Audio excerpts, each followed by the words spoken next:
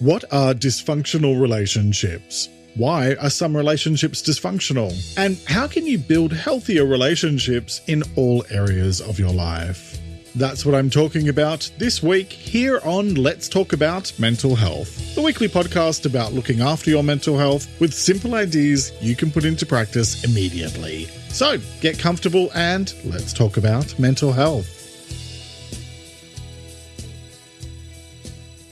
Hello and welcome to episode 168, and thanks so much for joining me as I talk about dysfunctional relationships and mental health. I'm Jeremy Godwin, and I help you improve your mental health with simple tips you can put into practice immediately. All of my episodes are based on both quality research and my own personal experience of learning how to live with anxiety and depression following a breakdown in late 2011. Each week, I look at how to improve one specific aspect of your well-being. In this episode, I'll be talking about what dysfunctional relationships are and what they are not, why addressing them matters, and how to manage these types of relationships in a healthy way. So, let's talk about dysfunctional relationships. Back in 2011, an up-and-coming singer named Beyoncé released a song called Start Over, which featured the line, "Let's start over, stop fighting about the same old things." I hear she's a pretty good singer, by the way, so keep an eye on her because I'm sure she'll be big one of these days. I'm sharing that because A, there's always an opportunity to work a Beyoncé lyric into a conversation, and B, that song is a great example of being in a relationship where you know that things have to change, and yet you can find yourself feeling stuck and clinging on in spite of all the unpleasantness, because change feels terrifying, even if it's the best thing for you. Now, today I'm talking about all types of relationships: romantic, family, friends, work colleagues, etc.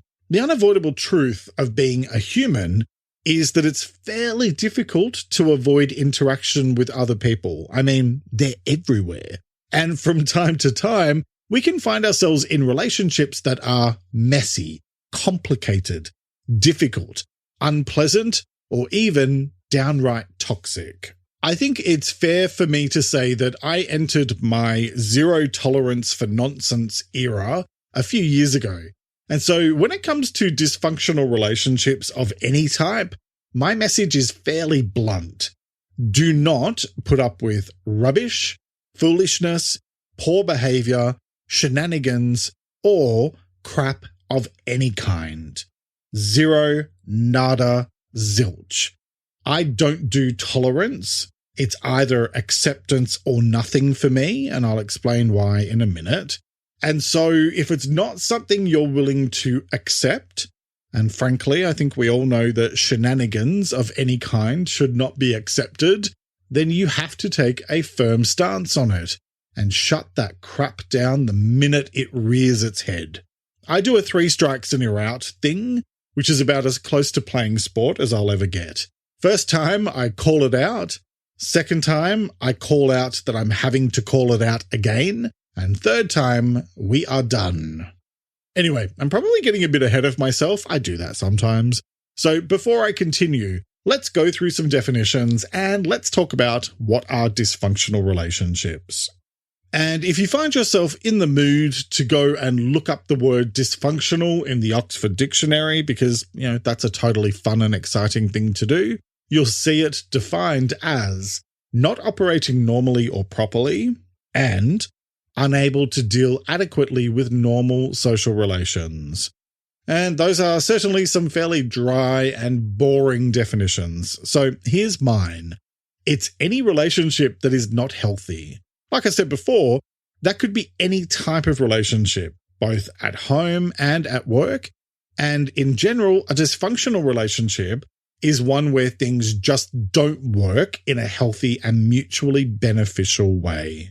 A functional relationship, whether we're talking about a romantic relationship, family, friend, or professional relationship, is one that has mutual trust, lots of support for one another, honesty, transparency, a healthy balance of give and take, and most importantly, mutual respect.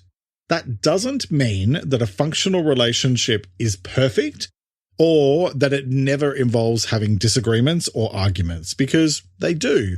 But the point here is that functional relationships are ones that remain healthy in spite of those inevitable challenges that will occur from time to time, since we can never and will never agree on everything, because we're all unique human beings with our own wants and needs. On the other hand, a dysfunctional relationship will also be prone to disagreements and arguments.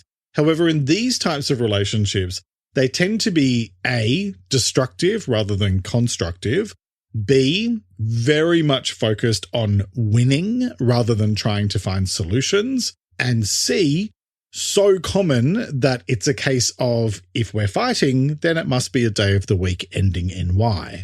And even though that joke isn't going to work in the Spanish and Portuguese versions of my transcript, which are available on my website at letstalkaboutmentalhealth.com.au/episodes, along with the English version, the joke does work in English, so I'm sticking with it. So, in dysfunctional relationships, there might be frequent issues with miscommunication and total communication breakdowns. There could be a lack of trust and respect, and often one or both people in the relationship will display negative patterns of behavior, which is just a nice and polite way of saying that they will be mean, cruel, or even unkind to one another. Some of the most common signs of a dysfunctional relationship include frequent arguing, feeling emotionally or physically drained when you're around the other person, and a sense of hopelessness about the future of the relationship. At the worst end of the scale, these types of relationships can be emotionally or even physically abusive. Let me state very clearly once and for all that it's important to seek help if you're in an abusive relationship of any kind, as it can have a very serious impact on your mental health and overall well-being. Here's what dysfunctional relationships are not. They're not a failure, and they're not your fault, especially if you're on the receiving end of toxic behavior. We can quite often look to blame ourselves for a failing or unhealthy relationship, but this is one of those cases where it most definitely takes two to tango. There are two people in a relationship, and we are each accountable for our own words and actions. Nothing makes me sadder than when I hear people blame themselves for the crappy way someone else treats them. No, you are not responsible for the choices anybody else makes. You are responsible for what you do and say, and that's it. And if someone is treating you like crap, then that is 100% on them. And so, with that in mind, now let's talk about why addressing dysfunctional relationships matters. And it matters because anything less than a healthy and functional relationship is inevitably going to do harm to your mental health. These kind of relationships just aren't good for you. And I know that's really blunt, and often there are lots of emotions involved, especially when it's a personal relationship. But I'm not going to sit here and pretend that a dysfunctional relationship isn't doing you harm, because it is. And so that means that either something has to change, or you'll find yourself stuck in the same cycles that will repeat over and over again. As I often say in this podcast, nothing changes if nothing changes. Think about dysfunctional relationships for a moment. They tend to be full of really unpleasant stuff like constant criticism, negativity, manipulation, and just a general lack of support and consideration. I mean, honestly, I feel emotionally drained just talking about it. I think I've mentioned in an earlier episode, don't ask me which one, I've lost track by this point, that I had a friend who tended not to be great with the whole give and take thing. And I slowly realized over time just how one-sided our friendship was.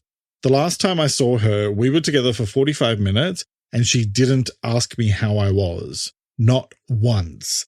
She made the entire discussion about her, and I walked away feeling like the life had been sucked out of me. I mean, that's pretty messed up, right? Here's the thing. If you find yourself feeling drained after interacting with someone, or even totally emotionally exhausted, or if you're constantly on edge because you're trying not to rock the boat or put a foot wrong, or if the other person treats you poorly or leaves you feeling like nothing you do is ever good enough, then I hate to break it to you, but what you have there is a dysfunctional relationship, my friend, and you need to do something about it because it's certainly not going to magically fix itself. So how do you do that? Well, let's get into the how-to part of this episode, and let's talk about how to manage dysfunctional relationships in a healthy way. And I hope I don't annoy you too much by stating the obvious right off the bat, but my first tip is actually to focus on positive, supportive relationships. And I'm starting with that because, frankly, it's a lot more positive to focus on what you do want rather than what you don't. Here's the thing. I'd much prefer to see you put your energy into the people who are kind and supportive towards you and who you're kind and supportive towards in return, because healthy relationships are about give and take, rather than trying to invest a huge amount of time in quote-unquote fixing dysfunctional relationships.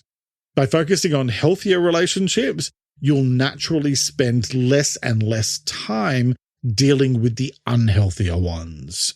But we all know that there are some relationships that are hard to get away from, work ones, for example, plus family. And so that brings me to my next point. Set and maintain clear boundaries. And if you're a regular listener, that advice probably sounds familiar, and you'd be right, because I tend to say it about 84 times an episode, and with good reason. Boundaries tend to get a lot of attention in self-help circles, and they can be over-engineered a lot of the time. My view with everything is to keep things as simple as possible. So for me, having boundaries simply means being very clear with myself about what I will and will not accept and why, and then sticking to it. That's where my 3 strikes and you're out approach that I mentioned earlier comes in. I covered boundaries in a lot more detail back in episode 53, so check that out if you'd like to learn more about setting healthy boundaries. Okay, next, be thoughtful about what you accept. And this continues on from the boundaries point, but this is specifically about understanding that what you accept is what you get.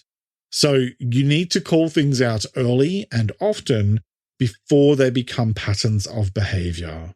This comes back to that tolerance versus acceptance thing I mentioned earlier, in the sense that tolerance refers to putting up with something even if you really don't like it, and acceptance means, well, accepting it, in the sense that you either wholeheartedly approve of something and consent to it, or you allow it to be without judgment or interference. The unfortunate thing is that some people, mainly toxic people, can often take a lack of complaint as being acceptance. So think twice before you decide to let something go just to keep the peace or so as not to rock the boat, because it can lead to further issues. Just to be clear, I'm not saying that you're at fault if you don't say anything, because you're not. And I know sometimes it's not always easy or even safe to say something. But my point here is that if you can say something and if it's safe to do so, then you need to, in spite of the fact that it might make you feel uncomfortable. Because the other person needs to very clearly know and understand that you are not going to accept whatever the behavior is that they're displaying, which I talked about in episode 132 about discomfort. Hopefully that all makes sense. The short version is, don't put up with crap and definitely don't accept it. And speaking of that, my next point is communicate openly and honestly, because communication is the foundation of every healthy relationship. Here's the thing. We don't have to agree all the time, and we never will anyway. We just need to talk about issues if and when they happen, and we need to deal with them early before they get out of control. There are, in my opinion, 2 main reasons why relationships become dysfunctional. Communication, as in miscommunication or a lack of communication or both, and spite, as in active and conscious spitefulness and maliciousness. Yes, there are lots of other things, but I think it's fair to say that those two, communication issues and spite, tend to be the most common. And they're two things that do a lot of damage because they can lead to mistrust, suspicion, tit-for-tat behavior, controlling behaviors, and worse. And it also means having honest conversations about what is and is not acceptable in a relationship. For example, in a romantic relationship, is monogamy something both parties agree to? Instead of just assuming the other person is on the same page as you need to have an honest discussion about expectations and boundaries in order to then be able to move forward in a united way. So, in short, the message here is to communicate openly and communicate often. If you're struggling with how to address a disagreement, then I covered that in episode 165. And for tips on communication in general, check out episode 134. Okay, next, take responsibility for your own actions. You know that whole it takes two to tango thing I said earlier? Yeah, we need to talk about that. Because in many dysfunctional relationships, many but not all, we're probably at least a little bit guilty of giving as good as we get. I know I have been in the past. I had a work colleague once who clearly didn't like me, no idea why, and instead of addressing it with her calmly and rationally like an adult, I was quite curt and abrupt with her when I had to deal with her, mainly because it was a way of masking my insecurities around her, but I was still pretty rude back to her when she was rude to me. And I would then happily go and gossip about her to anyone who would listen. Talk about fighting fire with fire, which, by the way, only gets you a bigger fire. And yes, my fingers were definitely singed a few times by her. Honestly, with the exception of those really toxic and abusive relationships I mentioned earlier, and which I'm coming back to shortly, you really need to think about your part in the dysfunction and consider how you can approach things in a kinder way. Does that mean giving the other person a free pass to continue being nasty? No. And that's why I said earlier about setting boundaries and then sticking to them. But you don't need to stir the pot while you're at it. Choose to treat others with respect, even if they're not showing you the same courtesy. And at least that way, you have a leg to stand on in terms of being able to say enough is enough, which is a bit hard to do when you're adding your own fuel to the fire. Okay, next, focus on solutions. And by this, I mean to consciously and actively look for ways to fix things and move forward, rather than using up all your energy on finding problems and assigning blame. Dysfunctional relationships involve an awful lot of finger pointing. And it's like, that's great, but now what? At what point do you stop assigning blame and do something to resolve the issue? I don't think anyone should just get away with things, because willful negative behavior needs to be called out, like I said earlier, but that doesn't actually fix anything. When you choose to look for solutions, it's basically saying, look, I may not be happy about whatever has or hasn't happened, but how do we move forward from here? And that's a lot healthier than going around in circles trying to figure out who's to blame. Okay, next, break the pattern. And this one is especially relevant for family relationships, although it's applicable in pretty much all types as well. The thing is that a lot of dysfunctional behavior is deeply rooted. In families, it might go back for generations. In workplaces, it might have been going on for years or even decades. But just because things have always been done a certain way, that doesn't make them right, and it certainly doesn't make them healthy. And on top of all that, it most definitely does not mean that those patterns need to continue. It just takes one brave person to put a stop to destructive patterns. And I'm going to assume that you're listening to this because you either are that brave person already, or because you're thinking about being brave. If that's the case, I say go for it. It's not easy, but often what is necessary is not easy. I like to apply a simple thought process to any kind of behavior or pattern, which is A, is it harmful? And B, is it kind? Answering those two questions can quickly help you to see where changes may need to be made. But the thing about change is that a lot of people are incredibly resistant to it, especially when it shakes up the status quo. It's why you'll see people clinging on to old ways of thinking and being, even if they're unhealthy and harmful ways of doing things, simply because they're familiar. And familiarity equals safety and security, even if it's messed up. I once watched a person I was talking to, who was smoking at the time, start practically coughing up a lung for nearly 2 straight minutes, and then light up another cigarette immediately after the coughing fit ended. If that's not the definition of self-harming behaviors, then I don't know what is.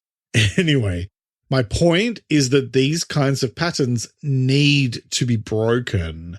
Don't just accept things or put up with them because that's the way it's always been done. If it's doing harm, something needs to change. However, and I say this very openly and honestly, not everyone will like it if and when you do call out these kinds of dysfunctional patterns, or when you refuse to participate. And so that brings me to my next point. Be aware some people are set in their ways, even if those ways are harmful or toxic. Let's be honest, some people just like things the way they are because A, it serves their purposes, B, they don't like change, or C, they think that's just the way things are, which of course just isn't true. Everything can change. I once had someone tell me that I should forget about all of the physical and emotional abuse my mother inflicted on me and just forgive her because she's your mother. My answer to that involved both telling the person to piss off and also pointing out that none of us are under any obligation to remain in a toxic relationship, regardless of whether or not that person is related to us. I've said it before and I'll say it again. Being related to you does not give someone the right to treat you like crap, and it most certainly does not guarantee them access to you. But sadly, a lot of people just keep on believing that they cannot and should not challenge the way that things are, especially when it comes to family, which, by the way, is not only sad, but it's also dangerous because it's how people wind up being manipulated by others. You may need to be prepared to upset things in order to prioritize your mental health. Do so with kindness and understanding, but never be afraid to speak your truth. Just recognize that some people may not understand it or even tolerate it because it shatters their worldview and shakes up their reality. And so with that in mind, my next point is be prepared to walk away from any dysfunctional relationship. Because unless you're willing to walk, you're stuck. And that means that your options become extremely limited, which influences how you interact with the other person and what you put up with. You have to be willing to leave if nothing changes. At work, that means being prepared to look for a new job. With friends, it means being willing to leave the friendship. With family, it means being prepared to either put distance between the two of you or to end the relationship entirely. And with a romantic partner, it means being willing to walk away and knowing that there are plenty of other fish in the sea, many of whom you can find on the website Plenty of Fish. This is not sponsored. I just know a timely opportunity for a lame joke when I see one. The whole point here is to take control and to own your power. You are always in control of who has access to you, as well as what that access looks and feels like. And let me also say that you should have an absolute zero tolerance for any kind of abuse, physical or emotional or financial, etc. Because this kind of stuff is not the time to be negotiating or giving second and third chances to people. At the first sign of trouble, get your butt out of there. There are plenty of support services available, and I highly encourage you to make use of them if you need to. And that leads to my next point: get support.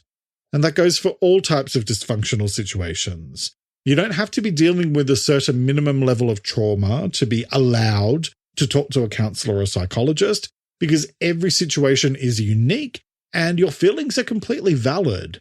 I feel like one of the biggest challenges for a lot of people is to give themselves permission to talk to someone about how they're really feeling. And I can tell you from firsthand experience that not only is it helpful, but it can also be life-saving in the sense of giving you someone objective and supportive to talk through so that these thoughts and concerns don't just live in your head.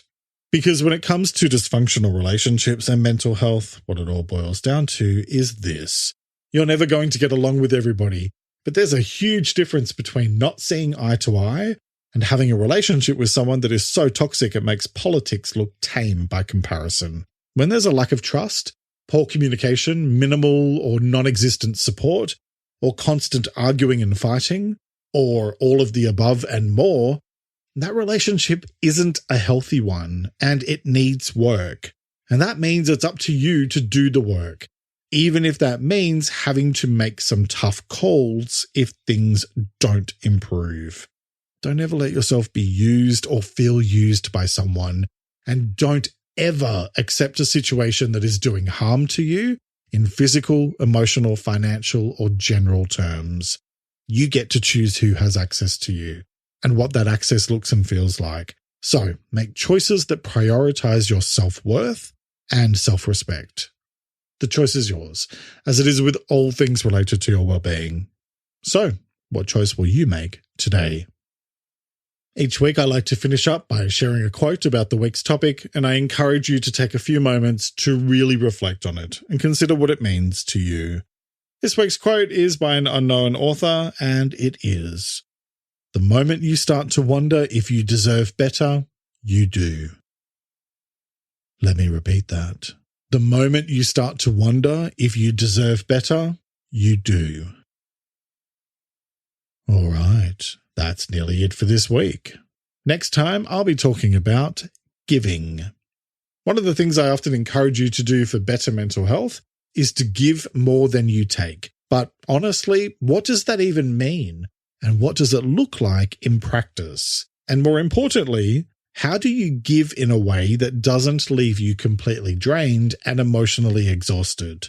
Well, that's what I'll be talking about in my next episode. I'll be talking about what giving is and what it isn't, why giving matters, and how to give in a healthy and balanced way.